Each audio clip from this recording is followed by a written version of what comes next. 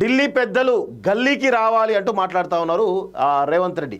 రిజర్వేషన్లు ఆమోదించకపోతే గద్దె దించుదాం, BC bill కోసం ధర్మయుద్ధం తప్పదు, బడుగు బలహీన వర్గాలకు అండగా ఉంటాం, తెలంగాణ పల్లెల్లో బీసీలు బీజేపీ గద్దెలు కూలుస్తాం, రాజ్యాంగ సవరణతోనే ఆమోదించాలి, ప్రధానికి బీజేపీకి సీఎం రేవంత్ రెడ్డి వార్నింగ్, ఎర్రకోటపై జెండా ఎగరేసి సాధించుకుంటాం, బీసీల ధర్మయుద్ధానికి అండగా ఉంటానని స్పష్టం అంటూ చూస్తా ఉన్నాం. 42% సాధించే వరకు కొట్లాటే బీసీ రిజర్వేషన్ కోసం కేంద్రం సహకరించాలి, తెలంగాణలో అన్ని పార్టీలు మద్దతు ఇచ్చాయి, బీజేపీ బీఆర్ఎస్ ఎందుకు పాల్గొనలేదు, ధర్నాలో బీసీ సంఘాలు కాంగ్రెస్ నేతలు అంటూ చూస్తూ ఉన్నాం.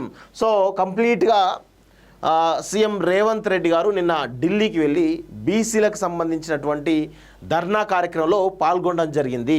సో ఈ కార్యక్రమం సంబంధించి విషయం మాట్లాడినట్లయితే సో బీసీలకు సంబంధించినటువంటి రెండు బిల్లులు రాష్ట్ర శాసనసభలో ఆమోదించింది. దాన్ని చట్టం చేసేటువంటి బాధ్యత ఈరోజు కేంద్ర ప్రభుత్వం పైన ఉంది. సో ఆల్రెడీ బాల్ని కేంద్ర ప్రభుత్వం కోర్టులో పెట్టింది కాబట్టి ఇప్పుడు బీసీలందరికీ కూడా బీజేపీ ఆ బిల్లును చట్టం చేస్తుందా చేయదా అనేటువంటి అనుమానాలు బలంగా వినిపిస్తూ ఉన్నాయి.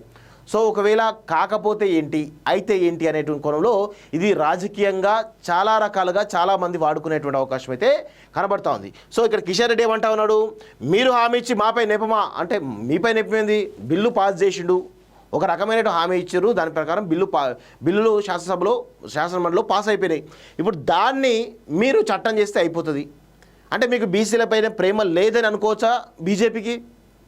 ఎంతసేపు బీసీ ముఖ్యమంత్రి అంటూ బీసీలను మోసం చేస్తారా? మీరు బీసీ ముఖ్యమంత్రి రాజకీయంగా అవకాశం కల్పిస్తున్నారు, ఓకే మంచిది.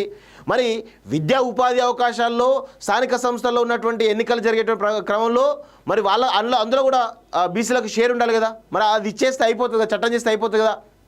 మీరు ఎన్షియేట్ ఎందుకు తీసుకోవట్లేదు? దాన్ని చట్టం చేయాలన్నటువంటి దాన్ని ఈరోజు కేంద్ర ప్రభుత్వ పెద్దల దగ్గరికి ఎందుకు తీసుకోపోవట్లేదు కిషన్ రెడ్డి గారు?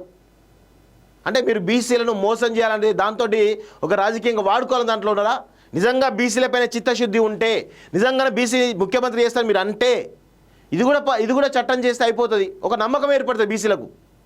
అది చేయరు, 100% చేయరని అనిపిస్తూ ఉంది మీరు మాట్లాడుతూ ఉన్న విషయాలు చూస్తూ ఉంటే. అంటే బీసీలకు అవకాశాలు రావద్దనా, బీసీలు రాజకీయంగా ఎదగొద్దనా, బీసీలు విద్యా ఉపాధి అవకాశాలు కోల్పోవాలనా మీ యొక్క ఉద్దేశం? సో దయచేసి ఇప్పటికైనా కానీ కేంద్ర మంత్రి కిషన్ రెడ్డి గారు దీన్ని కేంద్ర ప్రభుత్వ పెద్దల దృష్టికి తీసుకెళ్ళి ఇమీడియట్గా చట్టం చేస్తే అనేక రకాల అవకాశాలు బీసీలకు వస్తాయి అనేటువంటి విషయంలో గుర్తుపెట్టుకోవాల్సిందిగా నేను కోరుతా ఉన్నాను.